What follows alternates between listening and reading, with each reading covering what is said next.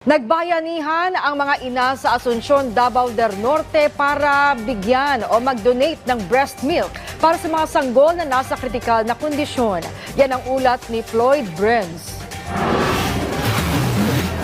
Isang makulay na halimbawa ng bayanihan ang isinagawa ng munisipalidad ng Asuncion, Davao del Norte nang maglunsad sila ng isang proyekto na naglalayong makalikom ng donasyong gatas para sa mga sanggol na nasa kritikal na kalagayan sa Davao Regional Medical Center.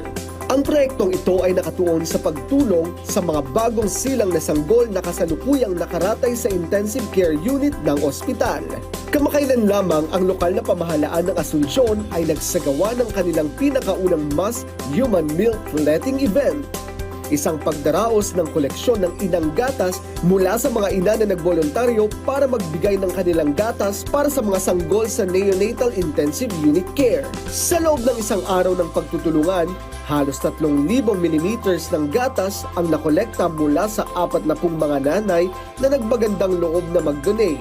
Ayon kay Attorney Eufrasio Dayaday Jr., ang alkalde ng Asuncion, hindi mababayaran ang kabutihang loob ng mga nanay. Kaya't ipinagpapasalamat nila ang bawat patak ng gatas na iniambag para sa kaligtasan ng mga sanggol. Dili man ang kabayaran, no? Because that is an act of kindness, ginawang act of paghatag. So, ako nang hinaot na kinato ang programa, kasi tawagan na, magpalakotayon o magpalangposon. Habang ang programang ito ay naging isang matagumpay na halimbawa ng kooperasyon, hinikayat naman ng DRMC ang ibang mga lokal na pamahalaan sa buong rehiyon na magsagawa rin ng kaparehong hakbang para makalikom ng gatas para sa mga sanggol na nangangailangan.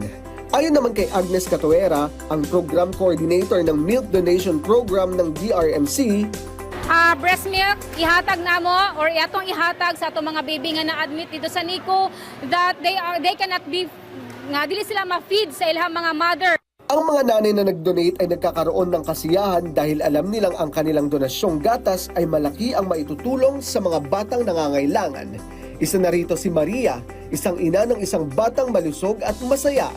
Nag-donate ko og gatas kay healthy lang man pud ang akong baby og makatabang pud siya sa mga baby.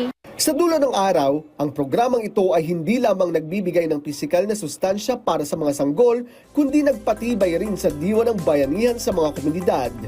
Kasama si Genevieve Duron ng PIA Davao Region, Floyd Brenz para sa Pambansang TV sa Bagong Pilipinas.